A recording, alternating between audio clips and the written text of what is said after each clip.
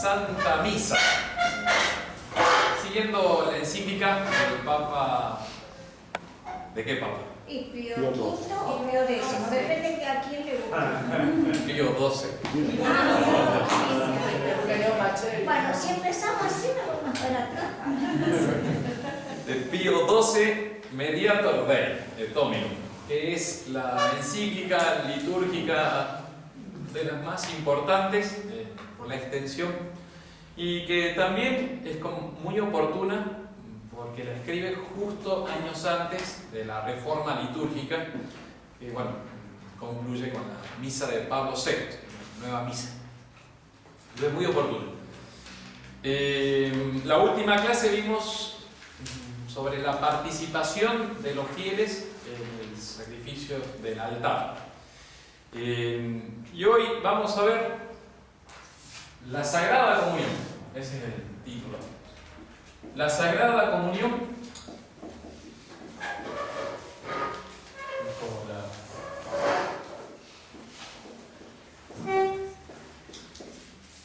La participación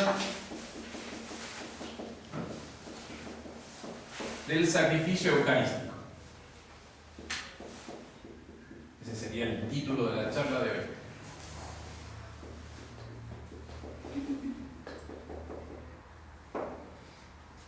La Sagrada Comunión. Entonces es un tema bien espiritual, recibir el cuerpo de nuestro Salvador, pero Pío XII descubre también que hay algunas desviaciones modernas de las cuales él quiere atajar, prevenir. Se pone medio apologético. Que vamos a ver, después concluye en la nueva misa, se ve esa influencia que él dice: atención, cuidado. Tiene entonces la conferencia de hoy tres partes. La comunión del sacerdote como parte esencial del sacrificio eucarístico. La segunda parte es la comunión de los fieles. Y la tercera es la acción de gracias, siguiendo la encíclica. El augusto sacrificio del altar termina con la comunión del divino manjar. Esa es la introducción a toda esta parte de la Sagrada Comunión. El augusto sacrificio del altar termina concluditur, dice el término latino, con la comunión del divino manjar. Y la palabra manjar está muy buena. En latín. Dapis. ¿Quién sabe latín de aquí? Nadie fue al Francisco Pepe. Sí, pero eso saben. Es una palabra rara. De hecho, lo dicen los diccionarios de etimología, es de obscuro origen. Y significa el manjar que se come en los sacrificios. Está utilizado por los autores clásicos, latinos, Virgilio entre otros, que cuando utilizan la expresión dapis, femenino de tercera declinación, significa eso que se comía en un sacrificio. Y con eso da toda la tónica de la melodía, la nota predominante de toda esta parte de la comunión. Estamos recibiendo el fruto, el manjar, el banquete de un sacrificio. Buenas noches. Comemos una víctima, sería o una hostia. Esa es así lo introduce Pío XII. Bienvenidos. Entonces, la misa termina, el augusto sacrificio del altar termina con la comunión del divino manjar.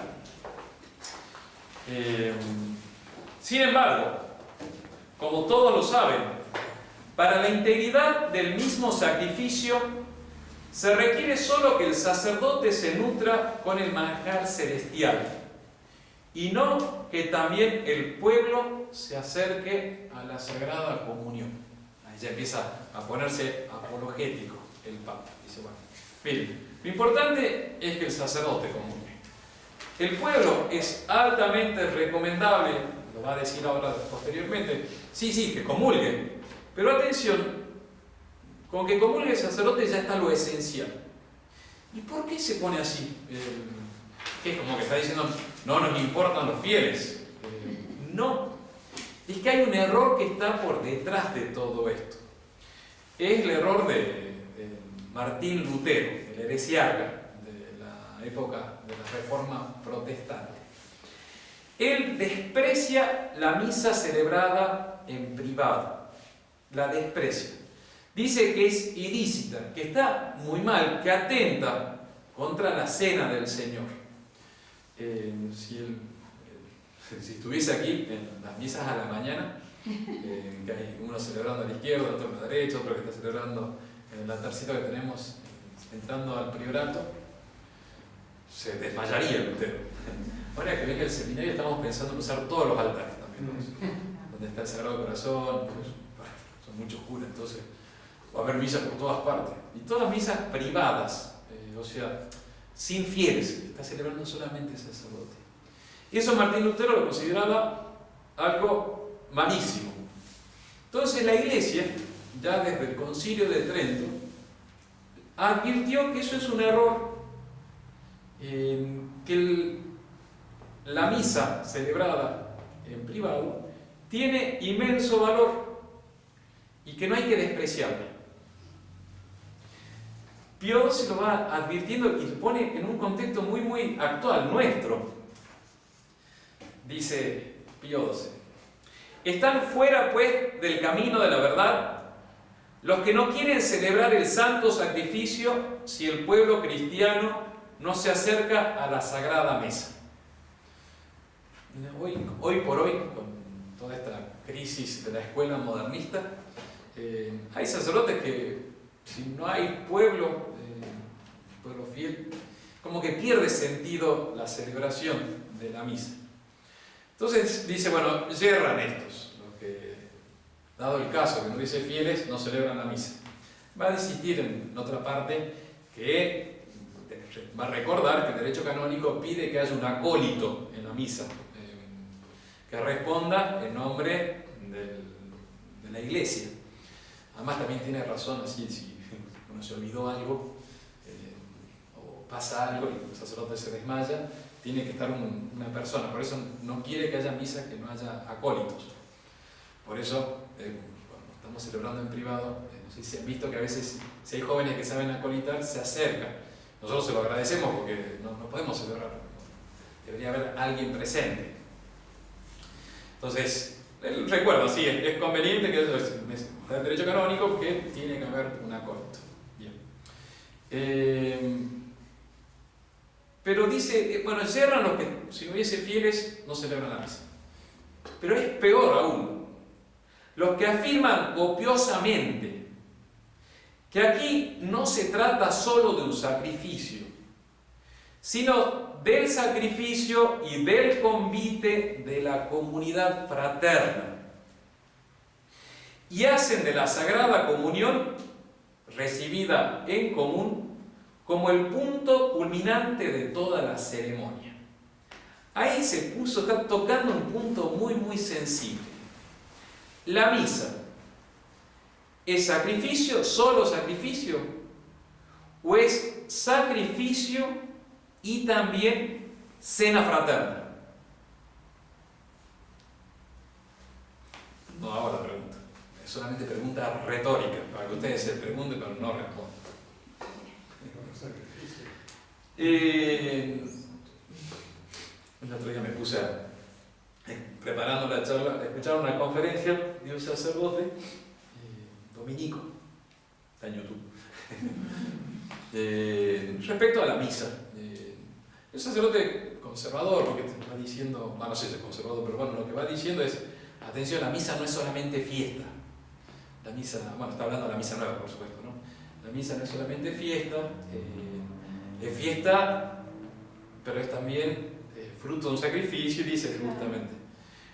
Y está muy bien, entonces dice, guarda esos dos aspectos, de alegría, porque es fraterna, es el encuentro con el Señor y el encuentro entre nosotros los hermanos, pero es también sacrificio, entonces estamos recibiendo una víctima, y está muy bien, está muy bien, o sea, sí, pero pone a pie de igualdad, son sacrificio y cena. Y Pío II está diciendo, no, es un error de los que son, lo que consideran sacrificio y cena fraterna. Es fuerte, ¿eh? Usted dirá, no, es un detalle. No es un detalle.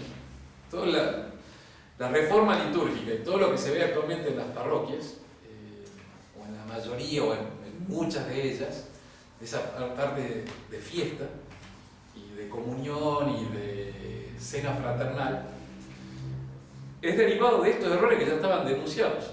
Muy bien. Afirma entonces copiosamente que aquí no se trata solo de un sacrificio, sino de sacrificio y convite de la comunidad fraterna. Y por eso hacen de la Sagrada Comunión, recibida entre todos, se lo ponen como elemento esencial, que todos comulguen, que se acerquen todos, o en la mayoría en común, lo ponen como punto culminante de toda la ceremonia. En un momento así, álgido. Captiose asseverant eic agi non de sacrificium solum modo, dice el texto latino. Capciosamente afirman que no es solamente sacrificio, sino que es sacrificio y convite. Bueno, va a refutar esta teoría haciendo como un nuevo repaso de lo que es la Santa Misa. No le puedo preguntar a Gonzalo qué es la Santa Misa porque no. Pero usted sí, Teresita. ¿Qué es la Santa Misa? Lo dijo bien la vez pasada. La renovación del sacrificio en Dios. Es la incruenta inmolación de la divina víctima. Eso sería la misa. Inmolación. Incruenta. ¿Por qué incruenta, Ezequiel? Porque es cruel, ¿no? O algo dolorosa. Porque no tienes sangre. Cruento es así,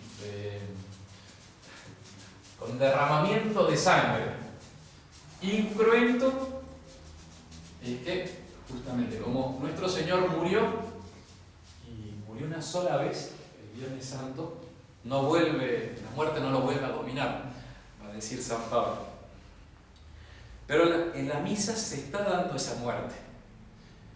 En el altar, de una manera incruenta. Entonces, dice, la misa es la incruenta inmolación de la divina víctima. Inés, ¿quién es la divina víctima? Nuestro Señor Jesucristo, exactamente.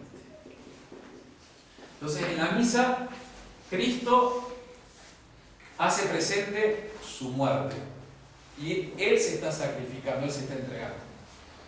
En la película de la Pasión, Él va a ya ser crucificado, Él se presenta como diciendo, bueno, acá estoy. Y están destruyendo su carne. Y eso es lo que hace nuestro Señor el Viernes Santo, y eso se renueva de una manera misteriosa, pero real, verdadera, en cada misa. Ahí está nuestro Señor. Como le decía la charla pasada, el Padre Pío, celebrando, el Padre Pío, el de las estigmas, celebrando la misa es como que ve en la hostia que tiene en sus manos a Cristo sufriente. Él mismo sufre. Es lo que está pasando, de manera misteriosa. Misterio de la fe. ¿Inmolar qué significa, Roberto? Yo lo veo como un sinónimo de sacrificar. Bien, sí. ¿Y cómo lo podríamos describir? Puede ayudar a su esposa. Yo sé que usted lo va a ayudar, siempre es la Linnea ayuda a su esposo. Y se destruye la víctima. Destruye, muy bien, aniquila, se inmuta, se cambia, se destruye. Se ofrece. Y bien, ya estamos ahí sumando otro elemento. Pero inmolar significa especialmente destruir. ¿Sería sinónimo de holocausto? Sí, el holocausto es una inmolación también. Pero inmolar es, se inmoló, se mató, o sea, lo mataron, se entregó, pero con muerte, con destrucción, con aniquilamiento.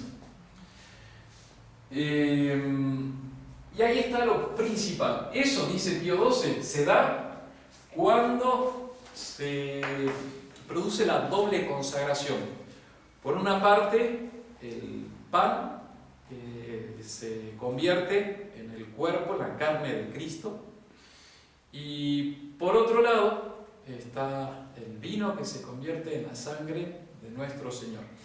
Esa carne y esa sangre separada son signos de muerte. Es una carne que no tiene sangre, que se ha derramado hasta su última gota de sangre. Está sacramentalmente, como podemos decir, significando muerte. Eso lo veíamos, estoy haciendo un repaso de la clase sobre la naturaleza de la misa. Eso lo vemos, Pío XII lo vuelve a repetir. ¿Pero por qué lo está repitiendo? Porque está diciendo, el punto culminante de la misa es la inmolación, es la doble consagración. Es cuando el sacerdote eleva la hostia y después eleva el cáliz, cuando suenan las campanitas. Ahí se hace presente nuestro Señor, Inés. Cuando levanta,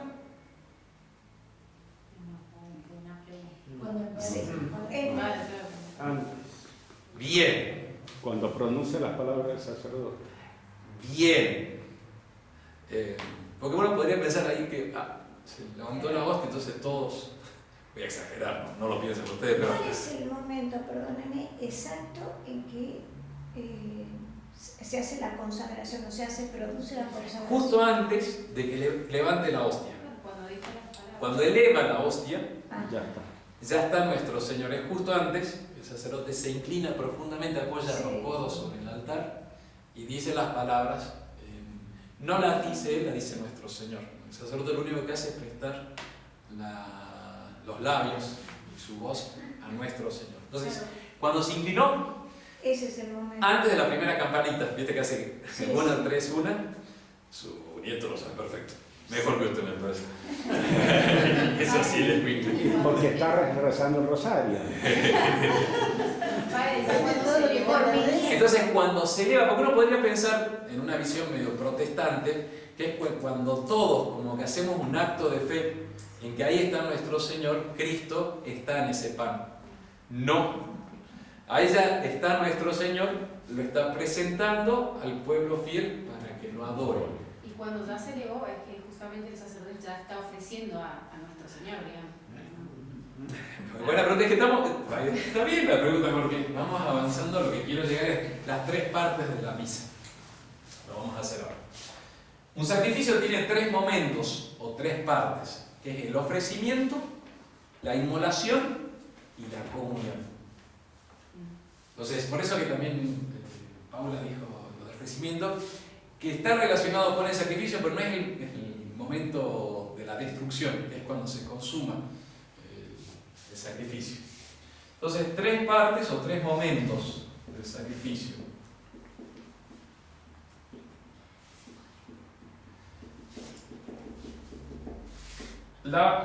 El ofertorio, ¿le suena la palabra ofertorio?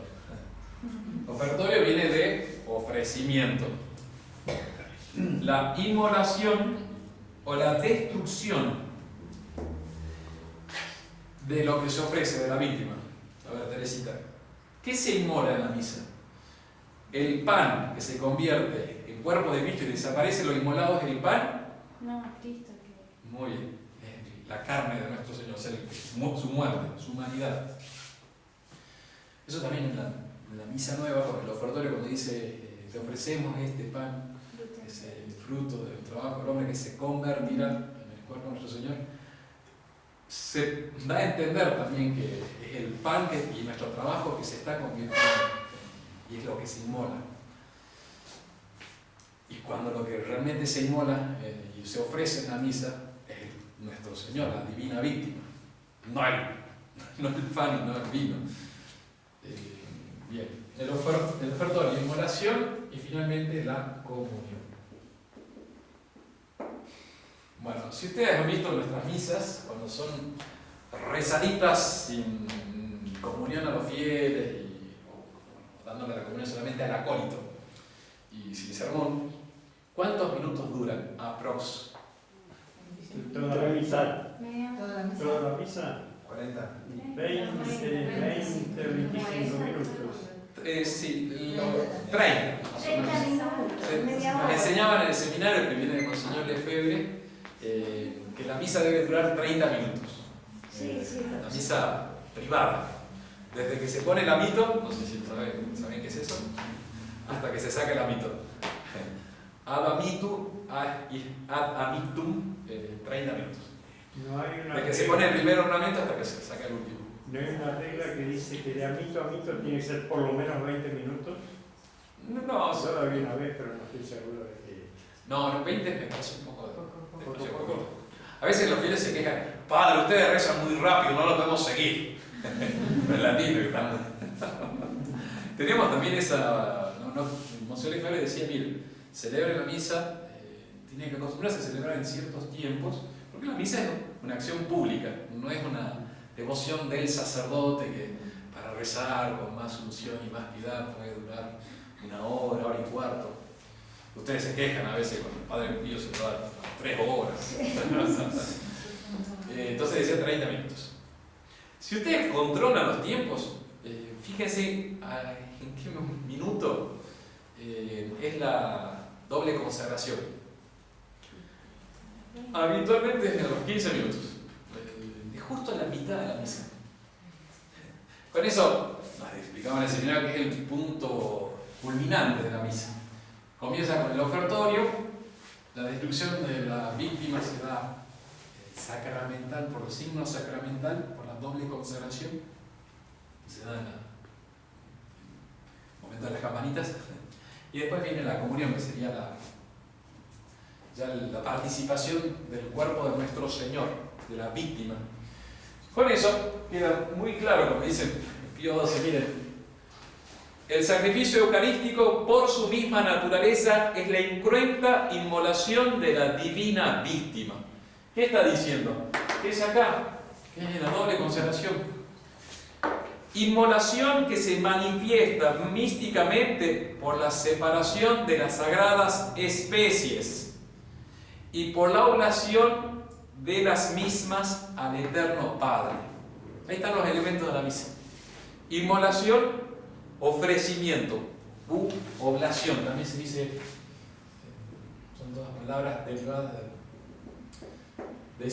del verbo de entrega, ofrecer, de decir, esto te damos.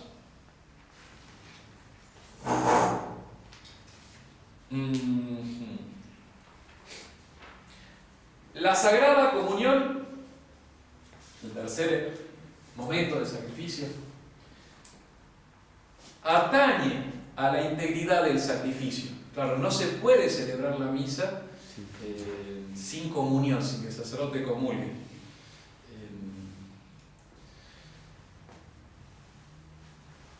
Y a la participación, o sea, a la integridad del sacrificio, la comunión y la participación del mismo mediante la recepción del sagrado, del augusto sacramento, o sea, la comunión.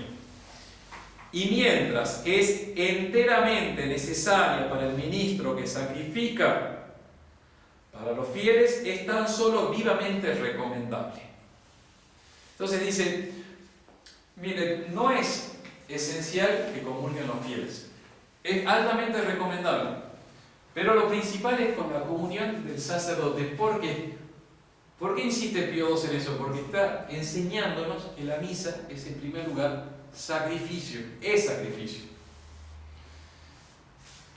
Eso como distinguiendo de la misa nueva, que va a acentuar el aspecto comunitario de cena, de banquete.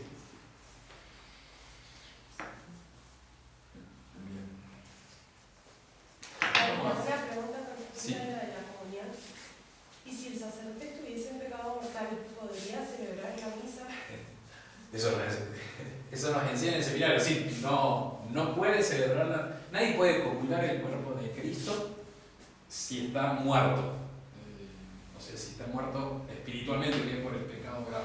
Entonces, enseñaban los libros de moral que por si hay circunstancias no pudiese confesarse, tiene que hacer un acto de contrición para celebrar la misa. No se puede acercar. Y tampoco sería un error también el que el sacerdote diga no puedo comulgar y queda sin comunión. No, hay que unirse a la divina víctima. Es para que realmente se signifique el sacrificio, porque la comunión es unirse a aquello que ha sido aniquilado, muerto, inmolado en reemplazo de uno. Entonces, uno debería ser el que está siendo sacrificado por nuestras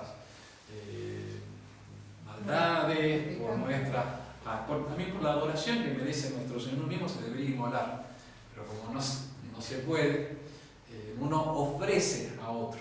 Pero una vez que lo ofreces, vos te unís a la víctima, la comes, para unirte diciendo yo quisiera hacer esta hostia, me uno por la comunión. Padre, por eso es que, o sea, no tiene sentido ni siquiera que, por ejemplo, si el sacerdote está en pecado mortal, bueno, no diga, bueno, se lo doy a los fieles, no, o sea, aún así no se cumpliría, digamos, no habría misa. No, sí. O sea, estamos hablando de Sí, sería- casos hipotéticos, pero De que no comulgue se lo dé a los fieles. claro, si está en pecado mortal y dice, bueno, No sé si te tiene que cumplir el rito. Eso el sacerdote tampoco puede inventar el rito. Eso también lo hemos visto en algunas charlas anteriores. Está muy fijado y el sacerdote la liturgia no está librada a la improvisación del sacerdote. A diferencia de la misa nueva que sí. Libre interpretación y así. Sí, y que está hecho a propósito, eso está en los libros, dice, rezará esta oración o una oración que en el momento le surge. No en la misa, sino en otros ritos litúrgicos, se señala así pero explícitamente, o esto, o vos fijate. También el principal padre no está sujeta a ningún cambio. No, por eso, si se dieron cuenta, nosotros los sacerdotes podemos variar la voz, la velocidad, de más viejito, los padres como necesitan, nosotros empezamos así, 2 minutos, mijo, ya. El seminario le enseña que tiene que estar, tiene que pegar con acá, no tiene que ser más amplio que esto, está todo delimitado. De viejito, uno ya, bueno, algunos son más gritones que otros, pasa de vez en cuando. Pero, más allá de esas pequeñas diferencias, ustedes se fijan, todos estamos hablando de casi exactamente lo mismo, lo mismo. Hay unas pequeñas diferencias propias de cada uno, pero... Unos minutos más dura algunos que otros. Sí, exactamente. Pero en general somos todos muy parecidos. Pero tienen diferencia. No, porque si no después me dicen, no, todos iguales, y yo con el otro tratando de seguirlos y no son todos iguales. No, sí hay pequeñas, sí hay diferencias, pero el rito es el mismo, exactamente lo mismo y no hay improvisaciones. Pero cada misa es diferente. No hay dos misas iguales, porque siempre pasa alguna cosita, ¿no? El sacerdote se olvidó el pañuelo, entonces uno le alcanza los pañuelos. Los anteojos, ahora ya empiezan a pasarme los anteojos.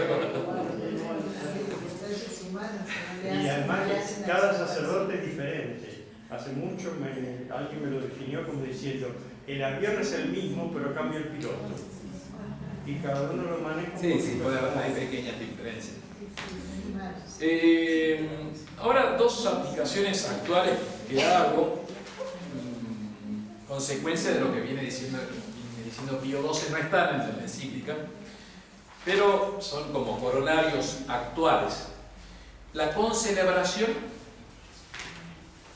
y la estructura de la misa nueva y de la misa tradicional. Eso es por la conferencia que escuché el otro día de la misa nueva. La concelebración.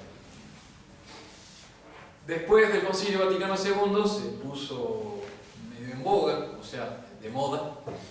El hecho de concelebrar, si hay varios sacerdotes, ya no se celebra en privado, o sea, nuestros altares así laterales como acá, eso como que no tendría tanta razón de ser.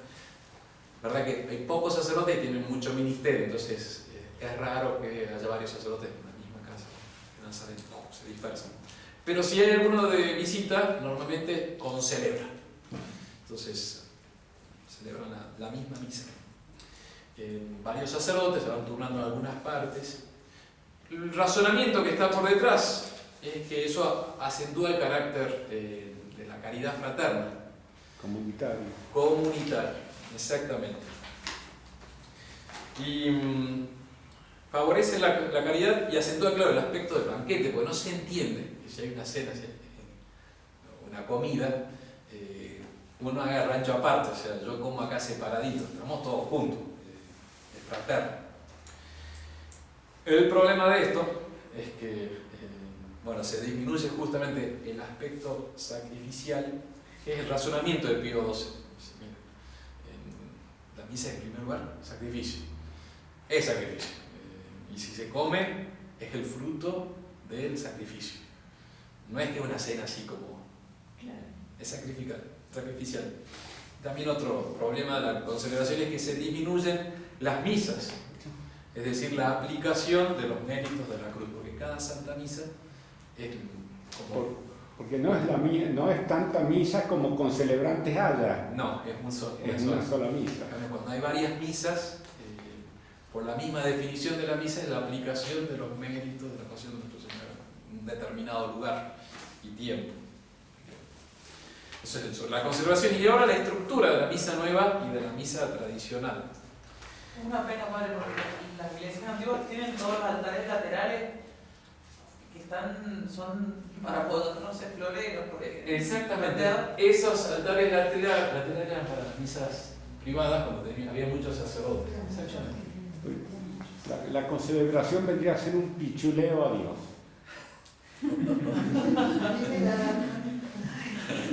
Así de lejos los sacerdotes. Eso es del latín, padre, ¿no? Exactamente. Pichuleo.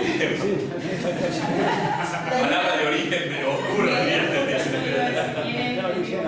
De la vulgar. La explicación le dan, bueno, la misa tradicional tiene una preparación,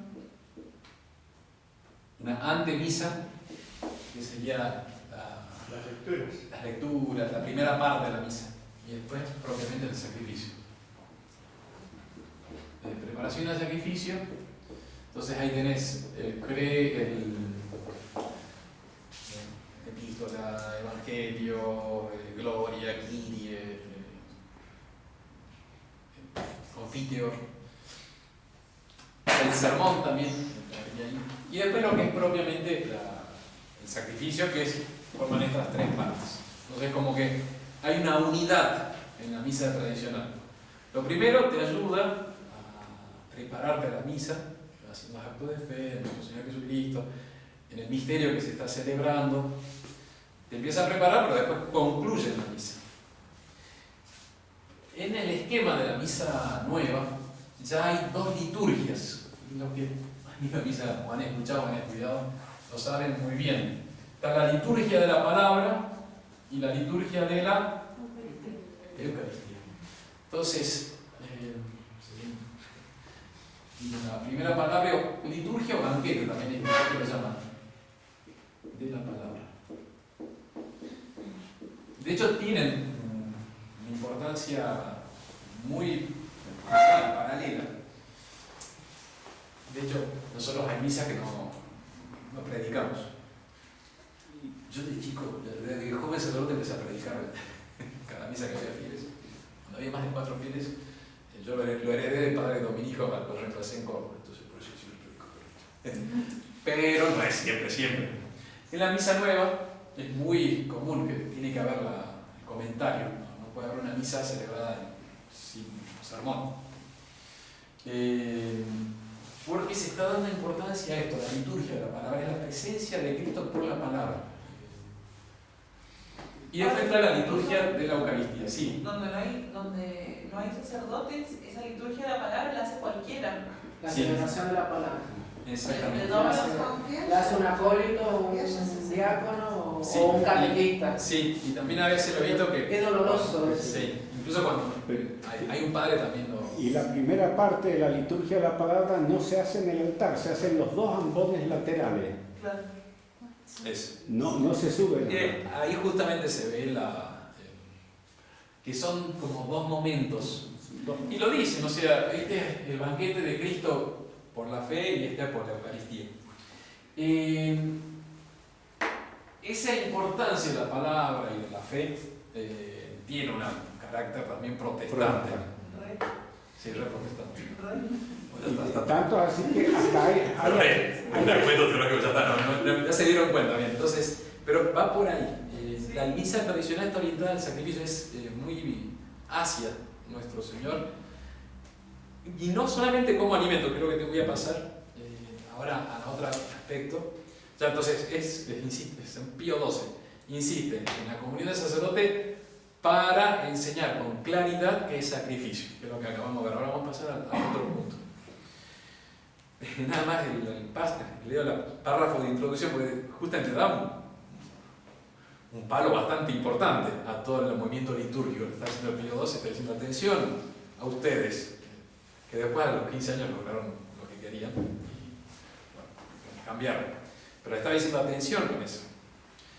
Pero después ya llega la parte espiritual, vamos a ver. El párrafo de transición es: así como la Iglesia, en cuanto maestra de la verdad, se esfuerza con todos los medios por defender la integridad de la fe, del mismo modo, cual madre solícita, los exhorta a sus hijos a participar con interés y frecuencia de este máximo beneficio de nuestra religión. Entonces, es el párrafo. Está muy bien. Como madre y maestra de verdad, dice atención a los errores, lo que acaba de decir. Pero ahora ya pasa a hablar como madre solícita de la importancia de recibir la comunión. Pío XII presenta la comunión como fruto o participación del sacrificio. No solamente como un alimento, sino como decir, me uno a la víctima sacrificada, inmolada. La Eucaristía puede ser considerada en la teología como sacramento o como sacrificio. Eso ya me parece que ya lo he dicho en el curso. La Eucaristía, el misterio de nuestro Señor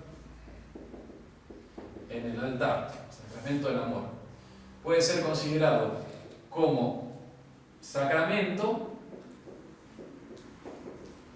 o como sacrificio.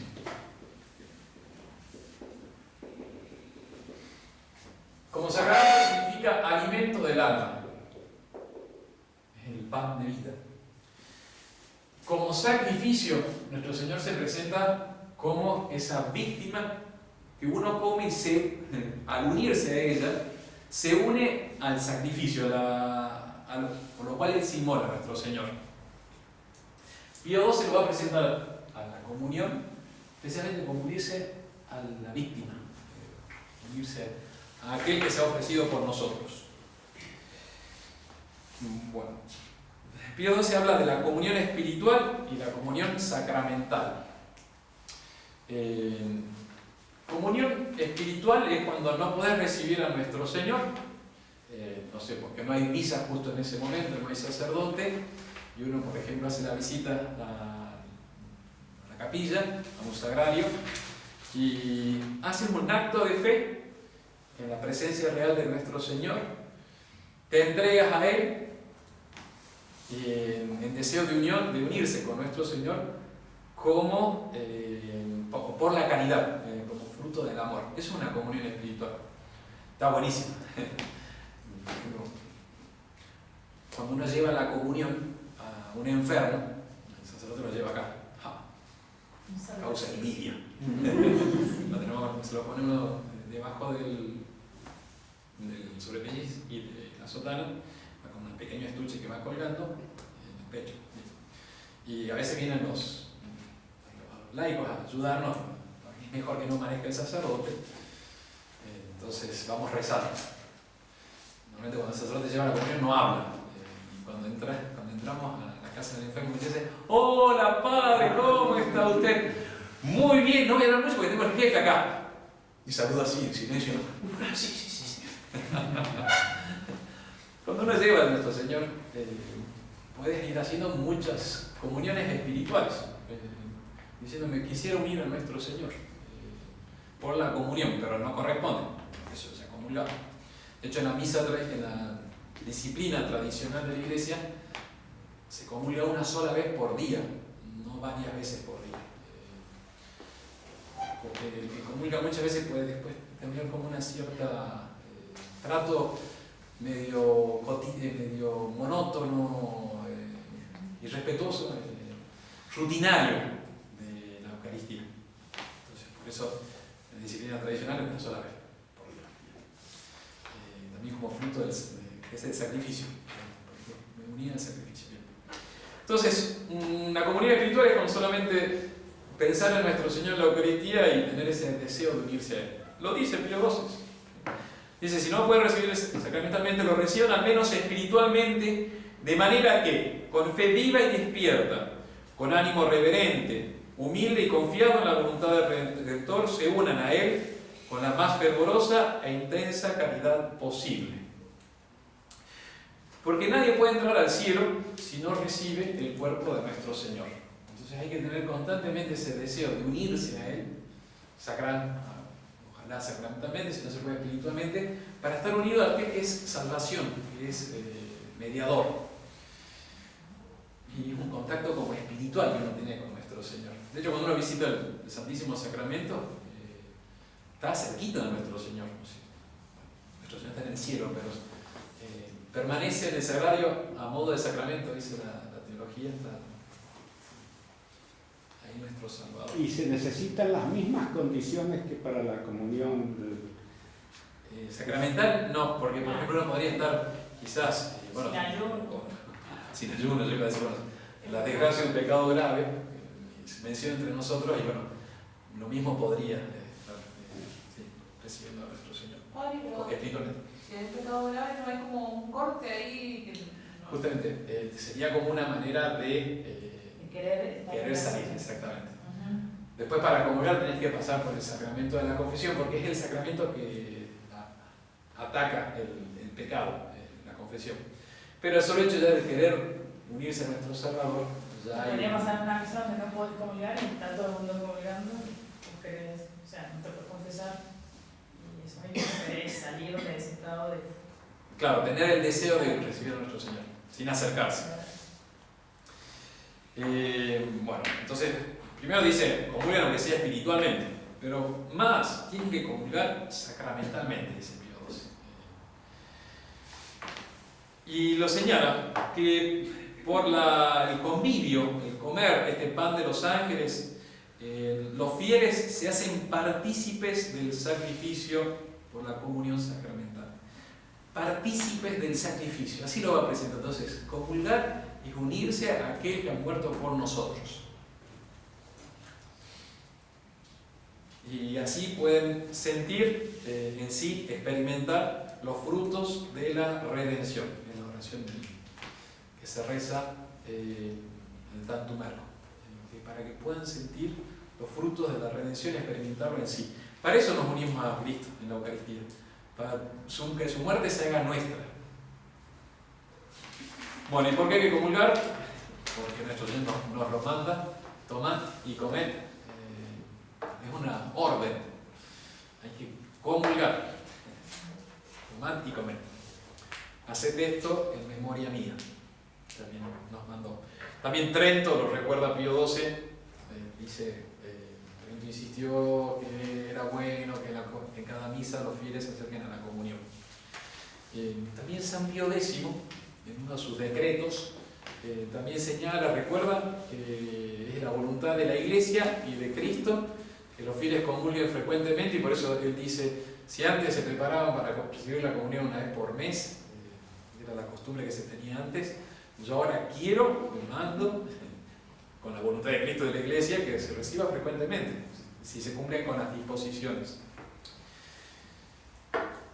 Y Benedicto XIV, el Papa siglo XVIII, mitad del siglo XVIII, hasta alentaba o no condenaba a aquellos fieles que querían recibir la comunión, la hostia consagrada en la misma misa. Me estoy metiendo en berenjenal con esto, ¿no? ¿Qué pasa? ¿No? En las misas, muchas veces, en las misas que celebramos acá, se da la comunión del copón que está guardado en el sagrario. Y Benedicto XIV, ya hace como 3 siglos atrás, decía, miren, si quieren recibir la comunión, bueno, si los fieles, si se dan las circunstancias, pueden, y hasta es deseable, que reciban la comunión de la hostia que ha sido consagrada en esa misa. Porque con eso se muestra más la relación entre la participación del sacrificio y la comunión. Es lo mismo, claro, después dice, pero es lo mismo. Pero no sé por qué Benedicto XIV dijo eso. Yo no me voy a poner a juzgar al Papa. No, dice también sí, que es el mismo sacrificio, incluso si uno lo recibe fuera de la misa, también se une al sacrificio de nuestro Señor. Pero bueno, lo menciono en 2 momentos, Pío XII, así que...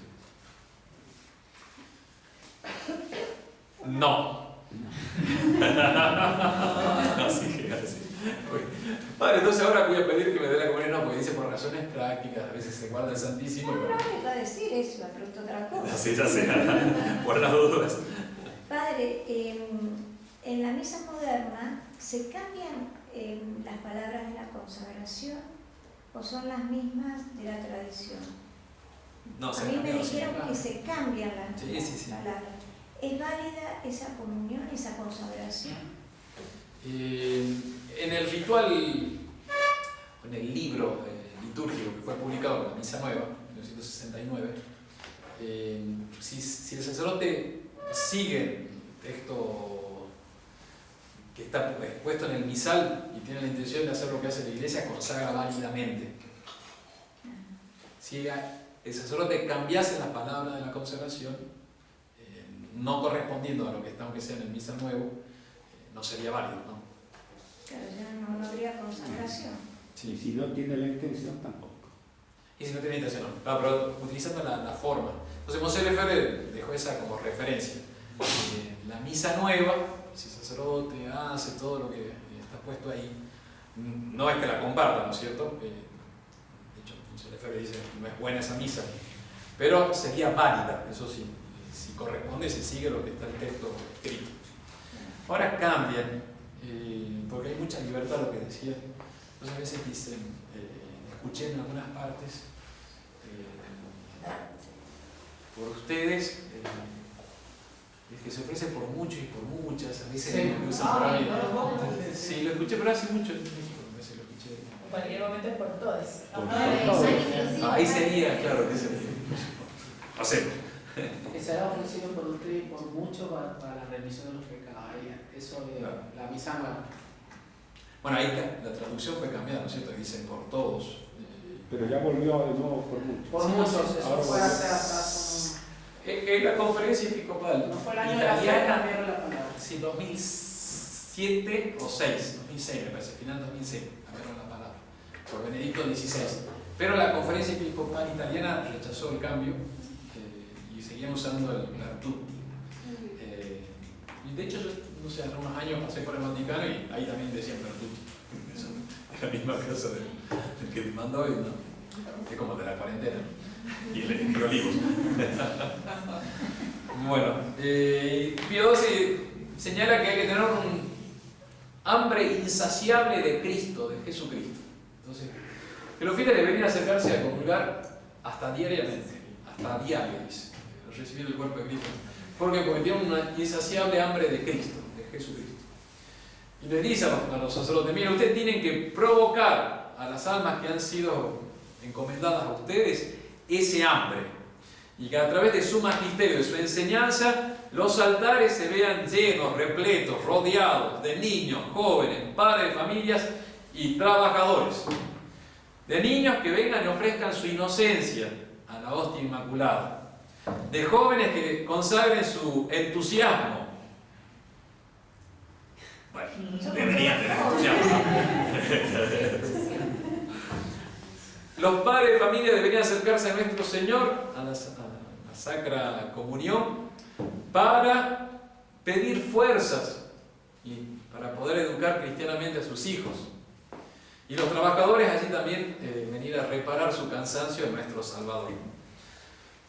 Por favor, tengan hambre insaciable de nuestro Señor Jesucristo, si no me van a llamar la atención a mí. Bueno, y todos se tienen que unir a Cristo. Ya. Después sigue diciendo varias cositas más. Dice una cosa interesante. Pío XII insiste que hay que comulgar dentro de la misa y no fuera de la misa. A veces vienen los fieles, Padre, ¿me da la comunión?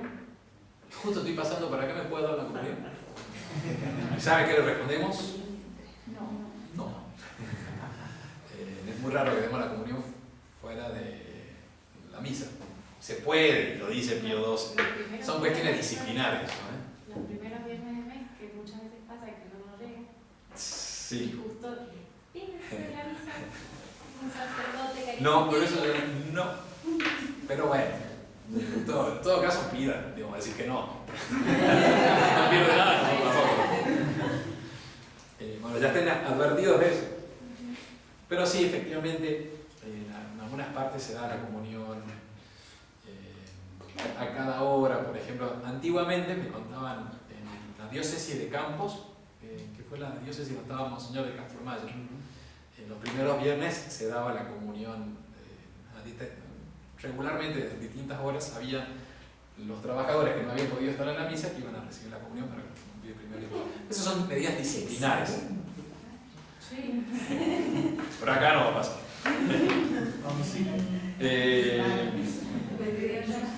Y una cosa interesante también, esto es un corolario actual, no es lo mismo la comunión espiritual que la comunión sacramental. Porque se vio ahora con el tema de la cuarentena, no sé si recordarán que pasado 1 o 2 meses de la cuarentena estricta, 20 de marzo por ahí, una campaña mundial de católicos que pedían a sus obispos que le devuelvan la misa. Por favor, devuélvanos la misa. Entonces empezaron en Alemania, en distintas partes del mundo, acá en Argentina también. Y me acuerdo haber escuchado a algunos obispos argentinos, uno me parece de San Francisco, provincia de Córdoba, diciendo, tiene un canal de YouTube, diciendo, medio enojado, enfadado, diciendo, nos están acusando de esto, y al fin y al cabo puedan recibir a nuestro Señor espiritualmente. Por otro obispo, creo que después lo nombraron al Vaticano. Buena Nueva, creo que San Francisco. El de. Ese, bueno, sí, ese. Sí, el padre fue el que me bautizó a mí. Oh. ¿Pero vos sos mendocino o cordobés? Soy de San Martín, yo de Mendoza. Pero son todos oriundos de mi pueblo, San Martín. Claro, fue Buena Nueva. Era de San Martín, sí, peladito. Vecino, casi vecino. Tiene ese apellido italiano, sí. Bueno. Padre, la misa no va a hacer la comunión espiritual, cuando es el momento de la comunión, la señora que ayuda agarra el micrófono y dice, bueno, para todos los que no pueden comulgar, vamos a hacer la comunión espiritual. Ay, sí. Sí, La reza todo el pueblo, digamos, previo a la... Pero como que se equiparan en el mismo momento, digamos. Claro, para los que no pueden, eso está bueno porque sería antes, ahora ya no. Me acuerdo en Salta se decía, antes de la comunión, ponían los requisitos para acercarse a comulgar. Recordamos que para acercarse a comulgar no hay que tener pecado grave. Y ahora, muchísimos se acercan a comulgar sin haber confesado. Bueno, por eso que... Los fieles no tienen que ponerse las manos así. En algún momento de la historia no existió eso. ¿En la misa tradicional? Sí, que se ponían la mano así, los que estaban en pecado mortal y que no podían... Uy, qué vergüenza. Que no podían ser absueltas por una situación de vida, digamos. O no sé, eso. Esas son cosas disciplinarias que dicen en alguna parroquia. Hablan eso allí, no sé. Pero no es lo mismo la comunión sacramental y espiritual, porque eso de equipararlo, de poner al mismo nivel sacramental y espiritual. La espiritual se hace cuando no se puede recibir la sacramental. Pero nada que ver, o sea, es la fuerza de Cristo que viene por el sacramento, hay un contacto físico, podríamos decir. Por eso que en esta situación actual de pandemia, que los sacerdotes nos echemos para atrás, ¿no? De compartir la falta del clero, nos echemos para atrás diciendo, bueno, que los fieles se santifiquen por comuniones espirituales y confesiones espirituales, no es lo mismo, el sacramento es sensible, tiene que estar Cristo mismo, es una fuerza que viene de nuestro Salvador mismo. Bueno, por eso nada que ver. Son los protestantes que tienen toda una visión más espiritual, espiritista, no sé cómo decirlo, de una espiritualidad desencarnada, en que es como que yo me confieso directamente con Dios y yo me uno con nuestro Señor, por eso claro, la liturgia de la palabra también.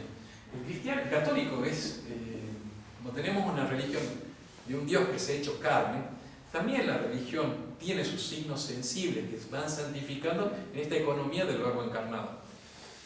Pero con eso, con la misa no se protestantizó toda la iglesia, o sea, habrá un resto fiel que no, pero los sacerdotes terminaron siendo como pastores evangélicos, entonces